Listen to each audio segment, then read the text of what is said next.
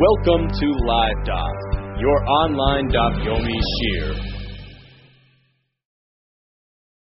Shalom Aleichem. Today's Daf is YOMA Samach Zayin. We begin at the Mishnah, which is at the bottom of Samach Vav Amud Beis. It says the Mishnah Meyakirei Yerushalayim. Some of the prominent individuals of Yerushalayim, Hayu Melavan Oisei, they would walk this fellow, they would escort this individual who was taking the So'er HaMishtaleach out to the Midbar. They would walk him from Yerushalayim at Sukkah Rishona until he got to the first booth, which was situated along the way.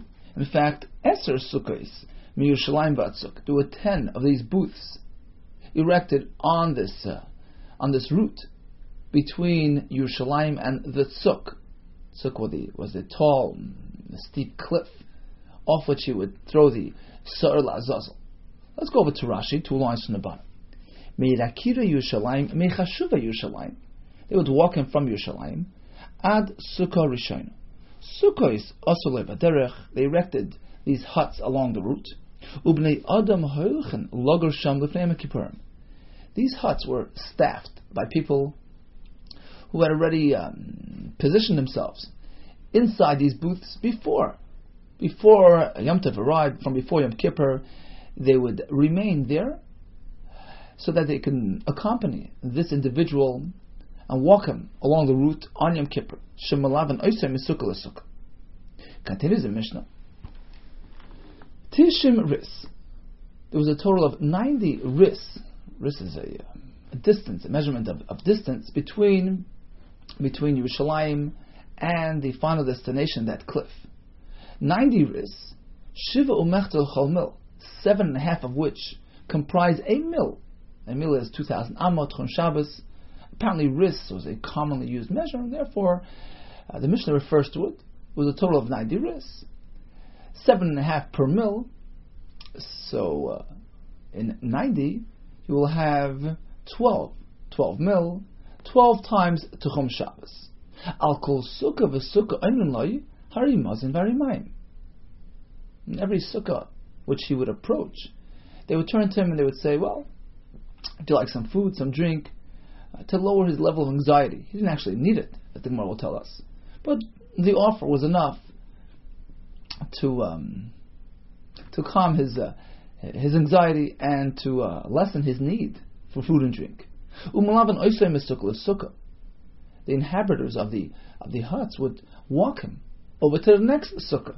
And then they would come back, and the staff living in the next sukkah would pick it up from there and walk him to the next sukkah, and so on and so forth, all the way to the last sukkah. So there were a total of 10 sukkahs between Yerushalayim and the tzuk. So he would be walked along his route, except the last leg of his journey, which he did on his own. Except for the last one of those booths. Over there, the inhabitants of that booth would only accompany him part way. He wouldn't actually walk him all the way to the tzuk. He would only walk him 1 mil and stop right there and watch him from a distance, while the fellow would proceed and complete the final leg, the last mil, get him to the tzuk, and over there he would proceed with what he had to do, and he was watched. He was observed by this fellow who was standing at a distance.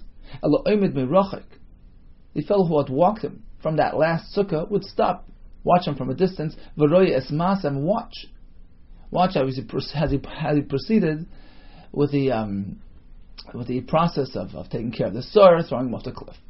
Let's go over to Rashi on top. Tishim ris hayim Yerushalayim balatzuk.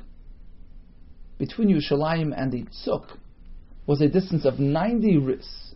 What is a tzuk? Har gavoya v'zakav, this tall, steep, sharp cliff. Because I'm reading above Metzia. Also, l'roshet tzukah v'nafel. This animal climbed up to the top of the cliff and fell down.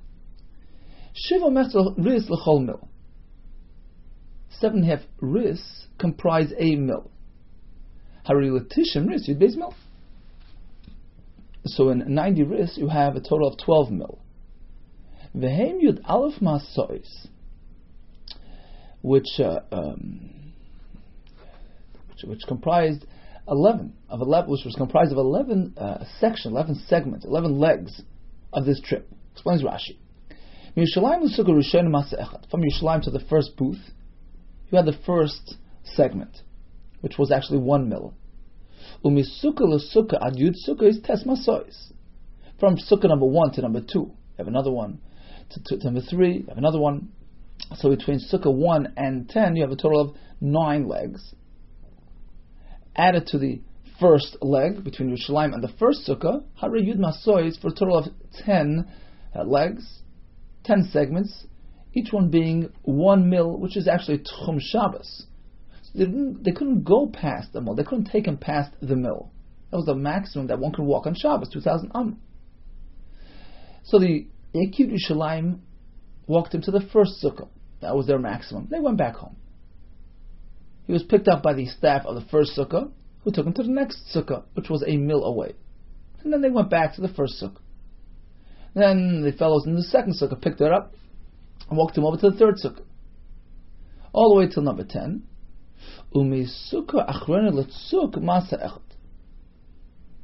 And the last section was from the sukkah to the cliff. Mil. It turns out that every section was a mil, except for the last one, which was more, which was 2 mil. Right? We have 90 ris, 12 mil. From Yerushalayim to sukkah number 1 was the first mil. Over to 2 was the second mil. Over to all the way to 10 gives you 10 mil. And then from sukkah number 10 to the tzuk was another 2 mil. Now the fellow living in sukkah number 10 could not take him that far. That explains the Mishnah.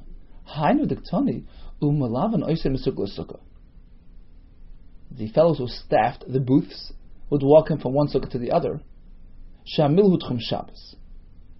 Because the distance between sukkah and sukkah was a mil, which corresponds to Tchum Shabbos.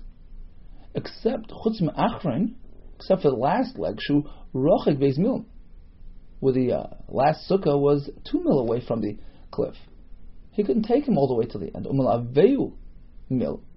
He would walk him a mil, and stand at a distance and observe what he was doing with the sir. Now the shaila is, why did they make another sukkah? So they could keep him company as he's engaged in the sir. I saw a nice shot that his Yonta brings. The tzuk is meant to be la'azazel, midbar, the Gemara Amud Beis will tell us. It's meant to be uninhabited, desolate, abandoned. It couldn't be staffed by people. So he had to stand there himself and take care of the sir. And the most they can do is watch it from a distance. Continues the Mishnah. Okay, so what were they watching? What was he doing? Ma haya oise. Choylek loshen shel zaharis. He would take the red ribbon, chetzei kosher besela, half of which he would tie on the rock on top of the mountain next to him. The chetzei kosher ben karnav, the other half, he would tie between the horns of the goat, and push him from behind. When mizgalgal the yard, he would roll down the mountain. Before he would even reach halfway down the mountain, he would turn into limbs. He would break apart. When he was done the mitzvah, so he came back and he went into the last sukkah number 10 until nightfall, until Motzei Yom Kippur. Now, why was he allowed to come back? Leaving the tchum on the way to the tzuk, that was allowed. That was the mitzvah. So you can walk all the way out to the midbar, past the tchum, but once you're out of the tchum, you're not meant to actually leave your daled amos. So Rashi explains, he was scared, he was hungry, he was tired, he was weak. Chacham was concerned about his well-being, and perhaps you can add that we find many times Chachamim were matir soife mishum tchilasai. They allowed you to do something because they were concerned that you wouldn't find any candidates for the job. They make it too difficult. So in any case, this was a special allowance. They were allowed to come back to the Sukkah Achroina, wait it out until nightfall. The pasuk says that the fellow who was Mishaleach, the sir, who would take the sir out, Lazazal, he becomes Tameh, and that Tumah extends over to his Begadim as well. Says the Mishnah, from what point onward will he become Tameh? As soon as he leaves Yerushalayim. Rabbi Shimon Omer Mishas Dechiyosel Letzuk. No. You have to wait until he gets to the cliff and he actually pushes the goat off. That is called Mishaleach. That's the point of Mishaleach. And that's when Tumas Begadim begins. So according to Tanakama, as soon as he leaves Yerushalayim, he's already on his way out to the Midbar. That's considered Mishaleach. According to Rabbi Shimon, until he actually pushes the goat off the cliff, the Gemara will present the Mekoros for this machlokes. Tan Rabbanon Eser Sukkos Ushneim Asar Milan Hayu. Divir Rabbi Meir. Rabbi Meir, who was the Tan of our Mishnah, holds that there was a distance of 12 mil between Yerushalayim and the cliff. And along the way, we had 10 of those booths situated, set up for his convenience, to allow for accompaniment. That's Rabbi Meir's sheet. Rabbi Yehuda Omer Teisha Sukkos v'Asar Milan. There was only a total of 10 mil between Yerushalayim and that sukkah, throughout which there were 9 sukkahs, in which case he had company at the tzuk, right? Because it wasn't out of balance. The Yakir Yerushalayim would walk into the first sukkah. The people of the first sukkah walk into the next sukkah, all the way till sukkah number 10. Sukkah number 9. And the people of sukkah number 9 would walk him 1 mil, which is his destination, which is the point of Asara Milan. So he'd actually have company. If he doesn't hold of the Svara, he has to stand himself. Rabbi Yossi Eimer, he didn't need 10 sukkahs, didn't need 9 sukkahs. Rabbi Yossi Eimer, 5 sukkahs. Va'asara Milan Hayu. The distance was a total of 10 mil, throughout which they had 5 sukkahs dispersed to allow for accompaniment, to allow for escorting. Now, how is that? How can 5 sukkahs cover this large area of 10 mil without leaving the Tchum Shabbos? Very simple. V'kulon aydei erev. They accomplished it through an erev. They set up an erev tchumen, some bread out in the distance, which allowed them to walk to that location, and beyond that another mill. This allowed the inhabitants of these booths to walk beyond the mill, in which case they can cover all this ground with just 5 sukkahs. Rabbi Yossi, it's Rabbi Yossi who presented this shita, said, Sachli Elazar b'ni, my son Elazar challenged me. Imay de erev, if you're going to employ an erev method, then why 5 sukkahs? You can manage with even less, even 2 can suffice for the entire distance. I could have this arrangement taken care of with only 2 sukkahs, which will cover 10 mil. Explains Rashi. Very simple. You have the people of Yerushalayim walking 2 mil. They place an erev at a distance of 1 mil from Yerushalayim, which allows them to walk to the erev plus another mil. The erev is like their home now, which allows them to walk another mil. So it's a total of 2. Then the people living in the first sukkah can also make an erev towards Yerushalayim. So they place the erev a mil away, which allows them to walk another mil. So they can walk a total of 2 mil towards Yerushalayim. So the first sukkah, which was 4 mil from Yerushalayim, would adequately cover that 4 mil stretch. So the Yerushalayim people would walk them 2 mil and would be greeted by the staff of that first sukkah who walked towards them 2 mil. So they cover the first 4 mil. The same thing happens during the next 4 mil. Some other people of this first sukkah would position their erev tchumen going in the direction of the midbar. So 1 mil out, which allows them to walk another mil beyond that. So they could walk 2 mil towards the second sukkah. The people living in the second sukkah could do the same towards the first sukkah, which allows them to walk 2 mil towards the first sukkah. So that covers a distance of 4 mil. And then the people, so we're holding at 8. Some of these staff members of the second sukkah will make their erev going towards the midbar. That allows them to walk 2 more mil. all the way to the cliff, which was at point 10. So you have 4 mil between Yerushalayim and Sukkah number 1, 4 mil between Sukkah number 1 and Sukkah number 2, and the final 2 mil, which they walked using an Erev. So why have more than 2 sukkahs? That was the challenge question that my son Elazar asked me. So why did they do it? Tosei Rosh says it was rather inconvenient to have to time themselves perfectly. You have to stand out there and greet them just in time. Otherwise, it was hot, midbar there. It was kind of inconvenient to have to time things and synchronize things so perfectly. Therefore, they preferred making many more sukkahs, 9 or 10, to make it easy and convenient. Continues the Gemara, Keman Ozlo Hadasanya. In accordance with whose shita was the following statement presented. This is actually the ending of the Brisa that we're learning now. The Brisa concludes that this fellow taking this soyer was escorted throughout his trip, chutz mi achron shebahen, except for the staff living in the last sukkah, which wouldn't arrive with him to the tzuk. Rather, he would have to stand from a distance, and watch his doing. Whose shita is this? Come on, Rabbi Meir. So although it's actually presented after Rabbi Yossi and Rabbi Yehuda, but it's referring back to Rabbi Meir. He's the only one who held that these sukkahs came up short. He was the one that held that there was a distance of 12 mil between Yerushalayim and the tzuk, and only 10 sukkahs, in which case the last leg he would have to do himself. So this is following Shittas Rabbi Meir, which is actually also the Tan of our Mishnah. So in summary, we have 3 Shittas: Rabbi Meir, Rabbi Yehuda, and Rabbi Yossi. According to Rabbi Yossi, there was an Erev Tuchumin employed. Not so according to Rabbi Meir and Rabbi Yehuda.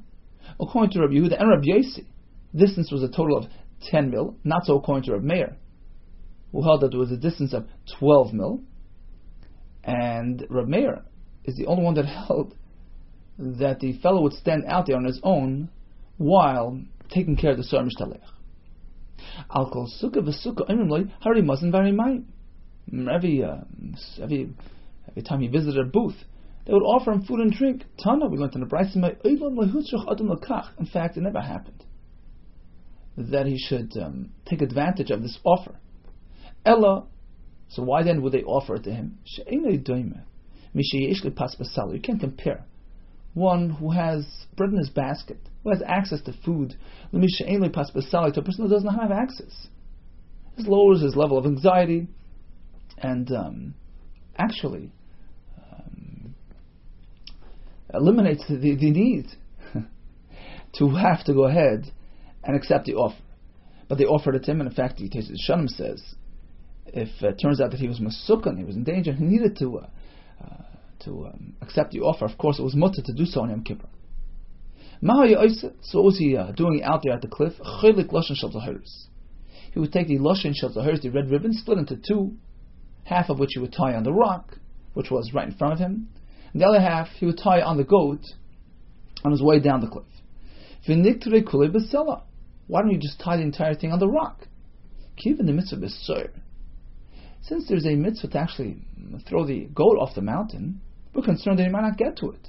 Why? Perhaps as he's engaged with tying the ribbon on the rock, suddenly the ribbon might turn white. And this would happen sometimes because there was already the time of the mitzvah. Perhaps Hashem would just whiten the ribbon. At which point he would be at ease. He would suddenly see this thing turn white. This would gladden his heart, and he would feel accomplished. He would forget about tossing the goat off the mountain. So you don't want him to do that. You want to split the ribbon into 2, half of which he would tie on that rock, but then he would proceed to the goat and tie half on the goat.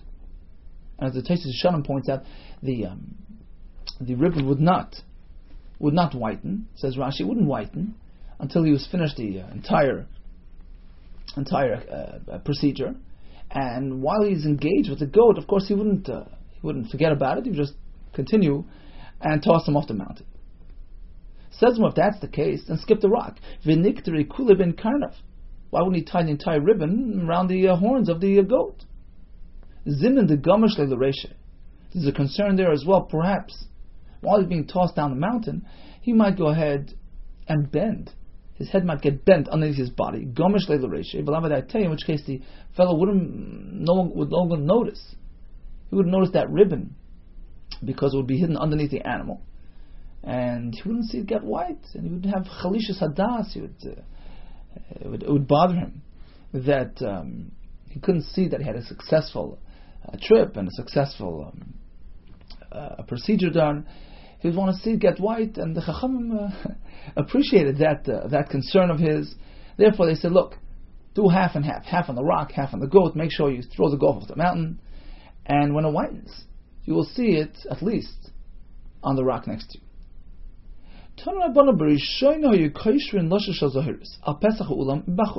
Initially, the ribbon wouldn't go along to the Azazel. Actually, it would remain back in the Beis HaMikdash. They would actually tie it up, hang it up on the Pesach Ulam B'chutz, on the outside of the entranceway to the Ulam, on the way to the Heichel, and they would keep an eye on the thread. Hilben hayu smeichen. Apparently, this was after the time of Shimon HaTzadik, when at times it would whiten, at times not. So if they saw a hilben, it got white, hayu smeichen, and they were happy. Lo hilben hayu atzeven, but if it didn't get white, perhaps somebody amongst Yisrael didn't do proper tshuva, or perhaps the tshuva wasn't a full and complete tshuva. Lo hilben, it wouldn't whiten, hayu atzeven. They'll be upset, they'll be sad. Umispaishen, they'll be ashamed and embarrassed. His skinu sheyu kaishun al pesach ulam bifnim. As a result, they were masakin to tie the ribbon on the inside of the ulam so it wouldn't be visible to all. Still, there were people who were curious and would peek inside and take a look. They noticed it white. They would be happy. If they didn't notice it turned white, they would be sad. As a result, they decided no more. They're going to send it out to the midbar, half of which will be tied on the rock, half on the horns. This way, it wouldn't be a public spectacle. Amar ben Nachum bar Papa Mishum Blazer Kappa. He had a different version of events. Initially, they would tie it on the inside of the ulam. As soon as the soil reached the midbar, it would turn white. Which told them that the midst of the soil was in Skayim. And Teshuvah Shem says, well, sometimes it would get white even before it would be thrown off the cliff. And it means to say, Samach Lasiyasai, it's time of Kiyum midst of the soil. In any case, your kapara is done or just about to be done. Shenemar, what do we find? That a whitening red ribbon is a siman of kapara. Shenemar yuchat icham kashanim. Even if your averos be red, like a red ribbon, kashal galbino, they will whiten like white snow. Before he would even reach halfway down the mountain, he would turn into Ivarim. The Bnei Yeshiva asked a Shaila, Oysin Ivarim mahin ba'ana. What is the halacha of those Ivarim? Can one have hana from it or not? Rav Shmuel is machlekes. Chad Amar mutar. One maintains the Ivarim of the Sar Mishtalech mutar ba'ana. V'chad Amar sur, and the other one maintains that they're asur. Mada Amar mutar. The one that holds that it's mutar. Tichsiv b'midbar. Because the pasuk says v'shilach asasor b'midbar, which is an extra pasuk to tell you that it's a hefker. It's hefker like a midbar, free to be used. There's no isur hana. Umada Amar asurin. Tichsiv gzeira. The other one says, well, the pasuk says eretz gzeira. And Rashi says lashon chomer ve'isur, like a decree, like a gzeira, to tell you that there's an isur hana. Others explain gzeira is lashon cut off, separated from use. You can't partake in it. Umanda Amar asurin. Then the shita that says that it's asur because of gzeira. Hi midbar my avadli. What does he do with the extra word bamidbar? Boilik the sanya. He needs it for the following halach. The Brisa brings 3 times we find a mention of the word midbar. Hamidbara, bamidbar. What's the point of mentioning it 3 times? L'rabbeis navi givayin, shiloi ubeis elamim. Coming to tell you, wherever the Shechina, wherever the Mishkan was situated, navi givayin, or in Shiloi, or in the Beis Hamikdash, Beis Elamim, you do this procedure. You send away the Sar Mishtalech to the Midbar.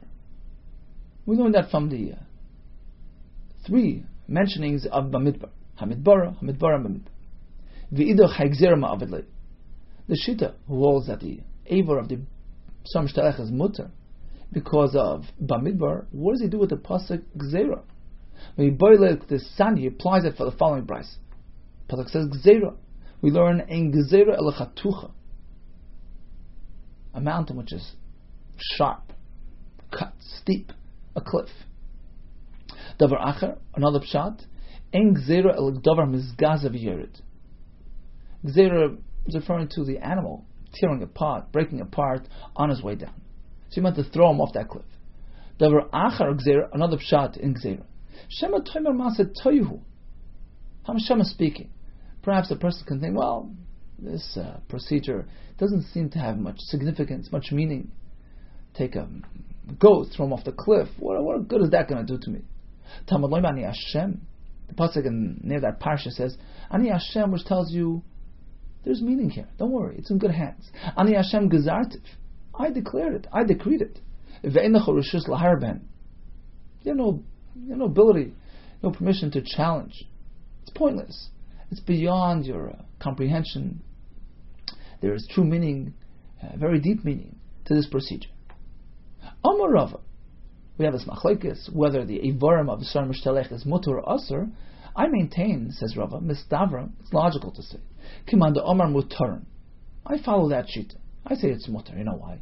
Like Amra Torah Shlach L'Takala. It's inconceivable to say that the Torah tells you, you know what, take the goat, throw him off the mountain, and then you can have an unsuspecting fellow just walk by and inadvertently have hana from something which is asur b'hana without knowing. It's mistaver that when the Torah says throw it away, it's not going to bring takala, and it's actually mutar b'hana. There's a similar gemara by the bird of the mitzvah. Same shaila. You send it away, is it mutar or asur? And the gemara says the same svara. It's mistaver that it's mutar. The Torah wouldn't tell you to send away an animal or a bird which is asur b'hana. Tanu Rabbanon, pasuk says Azazel. Right? He is Sar Azazel. What does that mean? Shehei Az v'kasha. This mountain which we're going to use is Az. It's Az. It's kasha. Az is tough, hard, rocky, difficult terrain, and El. Alaflamid also denotes mightiness and strength and hard. So it's going to be a rocky terrain, rocky mountain.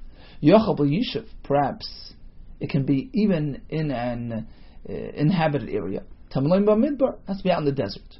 Umanai Shebetzuk, how do we know it's going to be a tall, steep cliff? Tamaloimar Gezera. Gezera is the lashon of Chatucha, says Rashi. Cut. A steep, sharp cliff. Tamidach, we have another brisa, Azazel, tells you kasha shebaharim, difficult, hard, rocky terrain, hard mountain. We find that the lashon El denotes mightiness. That's Eli ha'aretz lokach, the king of Babel, came to Eretz Yisrael and took the mighty of the land. So Azazel is a joint word, as the Mashal explains. It's as though we move the aleph over to the lamed, and we have Azaz, Izuz. We have in the shir, in Az-Yashir, we have Azi v'zimruka Oz, my strength. So Azaz is a lotion of strength, of rocky, hard, difficult terrain, and El also denotes kasha, mightiness. It's going to be a rocky, choppy, cliffy mountain. Tanad v'Rabbi another pshat. Azazel is telling you that the Surah Azazel is going to be mechaper on Gili Arayis. Shemechaper al Masa, it's mechaper on Gili Arayis, which was something that took place in the time of Uzzah v'Azoil. Now, listen to Rashi here.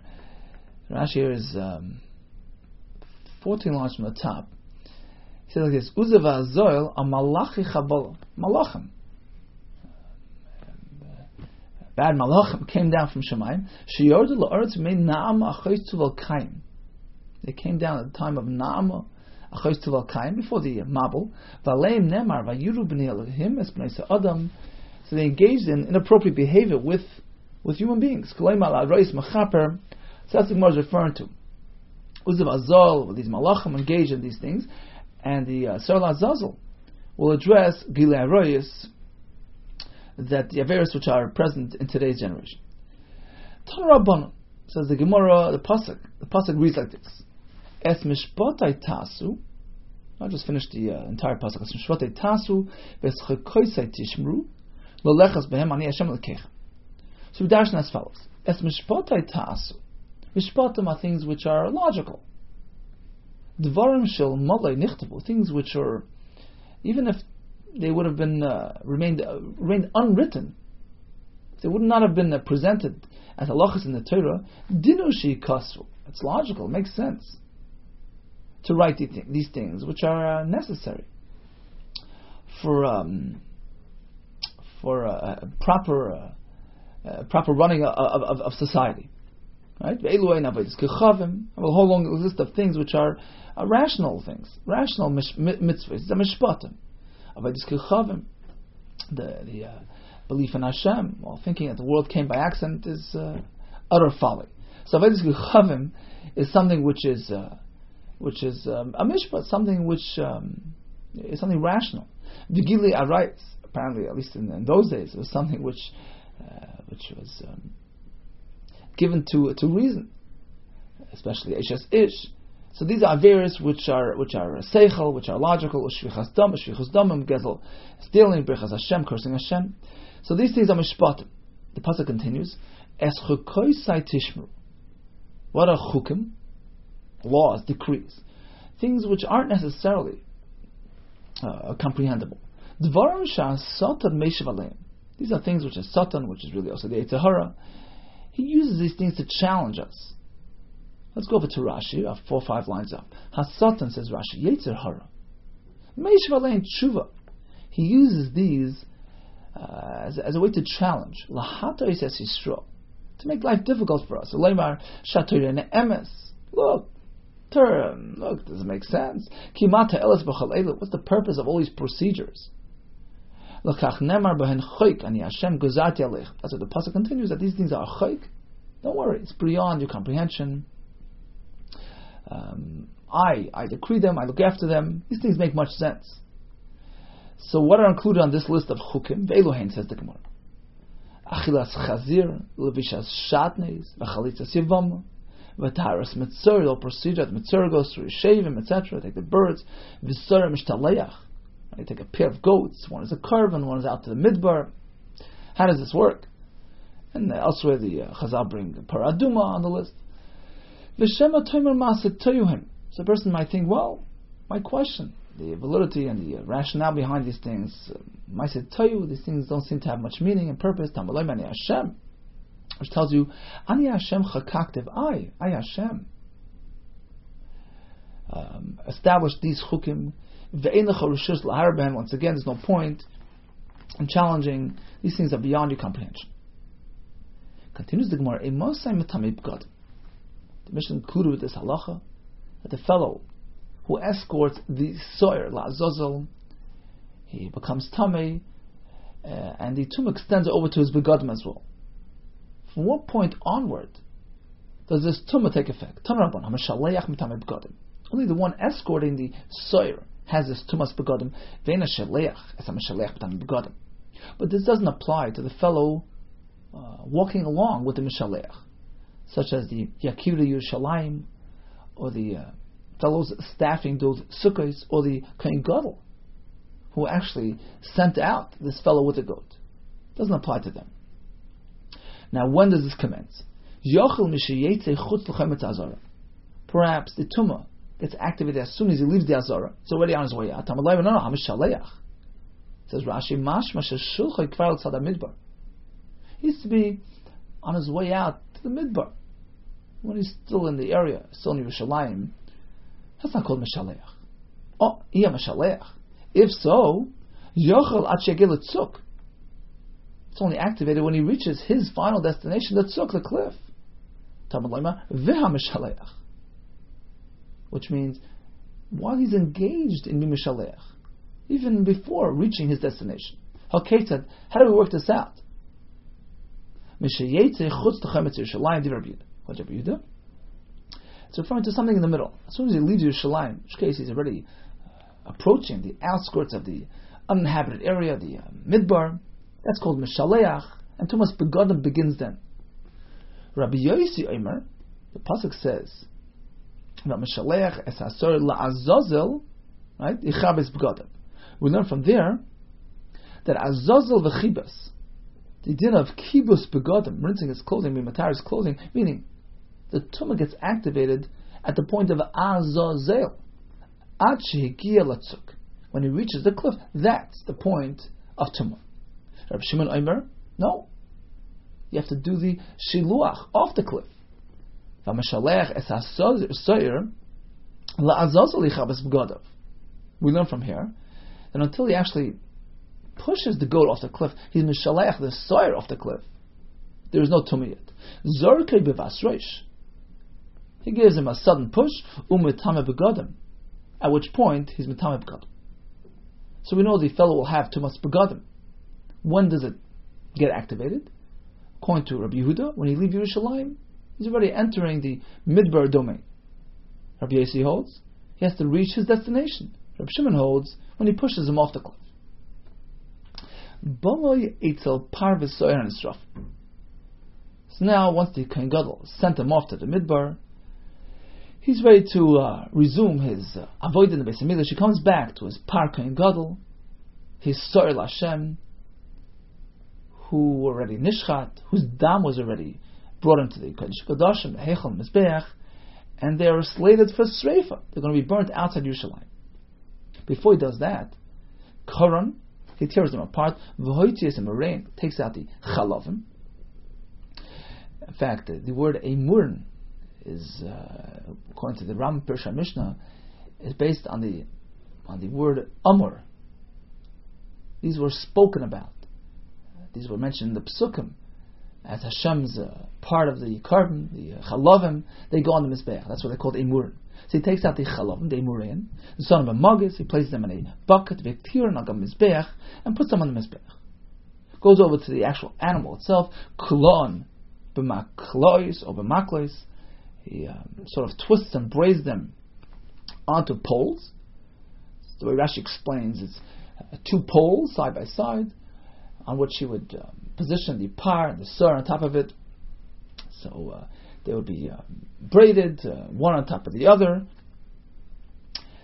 and hung onto the poles, which were carried by 4 people, 2 in the front, 2 in the back.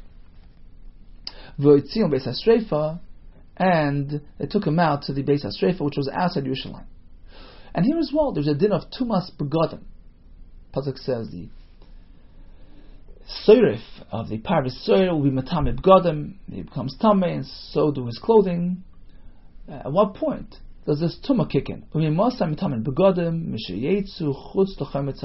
soon as they leave the Chayim of the Azara. That's considered the beginning of the Sreifa process. They're on the way out. There's Tumas Begadim. That's the Tanakama. Shimon Omer, Mishayatzis Ha'ur Beruban.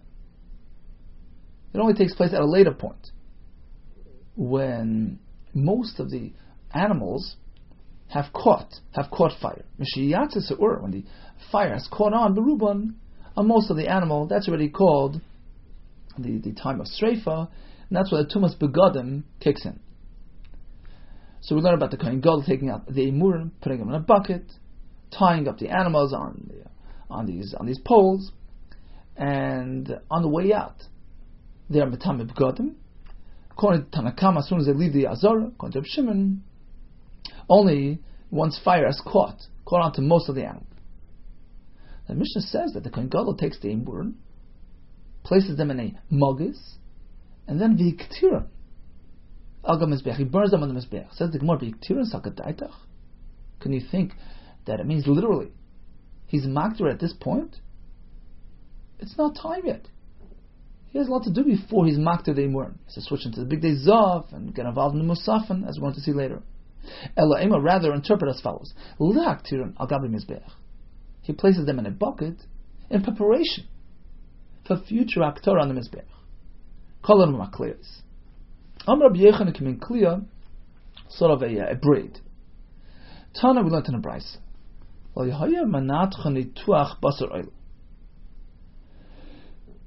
So the parvisor would be transported intact, uncut, out to the makom of Sreifa. Now, when they arrived at the makom Sreifa, they would actually chop it up, but they would leave the flesh inside the skin intact. It wouldn't fillet. They wouldn't skin the animal. They wouldn't cut it apart like the oila was cut apart, because then it was flayed, it was skinned, and then cut into pieces. Here, it was different. The skin remained on the flesh. How do we know that it was so? That it was different than the oila. The Sanya Rabbi Omer Nema Kan Oir Ubasar or Perish. Here by the Parvisur we find a pasuk referring to the Oir, Basar or Perish, skin, flesh, and the waste inside the animal. It's all transported as one to the Beis Hadeshen for Sreifa. V'nemar Lahalan we find likewise later on by Parkoin Mashiach, which underwent a similar process. We find Oir, Ubasar or Perish. Again, reference to the three elements of the animal. We make a hekesha connection. Mal haln tuach, v'loy de hefshet. Just as over there by Parkoin Mashiach, the process involved nituach, chopping it up, but without hefshet, without skinning the animal. Afkan, likewise over here in Yom Kippur, ade nituach, v'loy de hefshet. Sure, was chopped into pieces, but the skin remained intact. It was not flayed. It was not skinned at all. V'asam minolan, and in fact, how do we know that Parkoin Mashiach underwent this process? The Sanya, we have a brayso. The pasuk by Parkoin Mashiach reads like this. I'll just read the entire pasuk. Rashi brings down the second line. Ves oira par, ves kol besoroi. So you have skin, you have flesh. Al roishiv al krav. Its head, its legs. V'kirbo yu pirsha, and innards and its waist. V'hoitzi. Let's go back to the Gemara. The Sanya v'kirbo pirsha v'hoitzi. Malamed shemotzi shalom. This tells us they transport him outside of Yerushalayim as one unit, intact, uncut. Yochel yisrafenu shalom. Perhaps this would indicate that you also burn him in that manner, uncut. Nemar kan roishay krav. We can't do that because over here in the pasuk we have a reference to roishay and krav.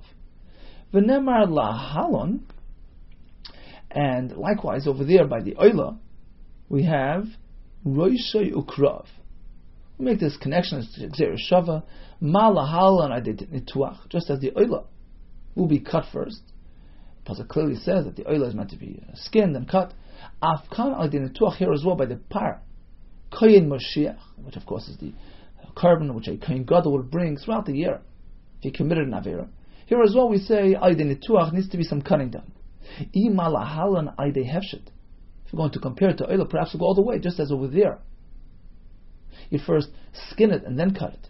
Afkan adei hefshet here as well by the par koyin Mashiach. He's going to skin it as well. Talmud loymar v'kirbo yipirshei. The pasuk contains a reference to kirbo and pirshei, which sound like it's one package. It doesn't say al kirbo v'al pirshei, his innards and his waist. The kirbo and pirshei is one unit. My Talmud, what do you see from there? Amar papa kashem she pirshei v'kirbo. Just as the waist of the animal remains inside. The Gemara assumes as such it's not the recheres to take out the waist and display it in public.